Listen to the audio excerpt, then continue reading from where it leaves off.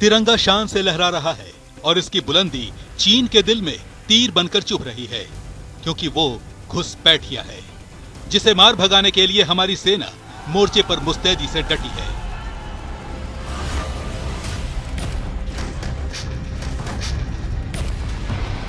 ये तस्वीरें लद्दाख की हैं, जहां भारत की जमीन हथियाने के इरादे से चीन ने चोरों की तरह अप्रैल से ही घुसपैठ शुरू कर दी थी।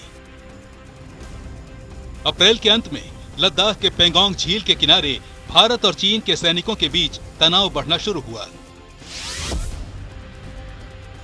ये साल 2020 में चीन की सबसे बड़ी गलती बन गई, क्योंकि इस तनाव का नतीजा 15 जून को सामने आया, जब गलवान घाटी में चीनी फौजियों ने धोखे से भारतीय जवानों पर हमला किया। इस हमले में भारत के कर्नल समेत 20 जवान शहीद हो गए और भारतीय वीरों की जवाबी कार्रवाई में चीन के एक कमांडिंग ऑफिसर समेत 40 से ज्यादा फौजी जहन्नुम पहुंच गए।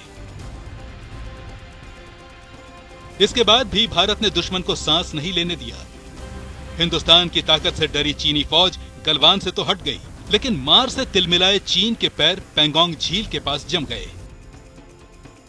इसके बाद चीन ने पेंगोंग झील के किनारे फिंगर खेलना शुरू कर दिया। इस बीच उसे एक और तमाचा लग गया।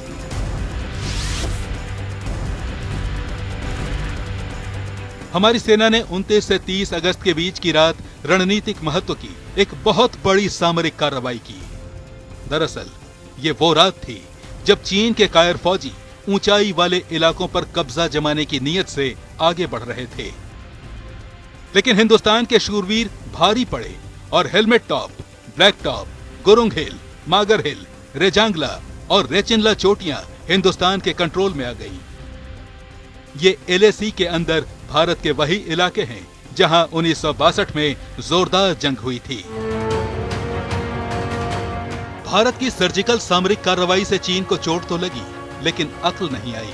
उसने 31 अगस्त की रात चुमार में घुसपैठ की कोशिश की और 1 सितंबर को भी ऐसा ही प्रयास किया, लेकिन हर बार मुंह की खाकर लौटा। साल 2020 में चीन की जैसी बेइज्जती हुई, वैसी शायद ही कभी हुई होगी।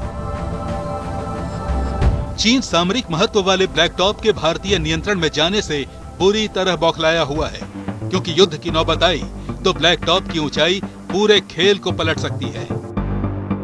दरअसल ब्लैक टॉप की ऊंचाई से भारतीय फौज पूरी पेंगोंग झील ही नहीं, चीन के सिरजा पोस्ट और हेलमेट टॉप से खुरनाक पोस्ट पर भी नजर रख रही है। बुरी तरह बौखलाया चीन अब घुसपैठ की जिद में फिंगर 5 पर अड़ा हुआ है। भारत इस वक्त फिंगर 4 के पास मुस्तैद है। भारत शांति चाहता है और इसके लिए बातचीत भी कर रहा है, लेकिन चीन का रुख अड़ियल है। ठंड की मार से उसके जवान बीमार हो रहे हैं, पर चीन हटने को तैयार नहीं है।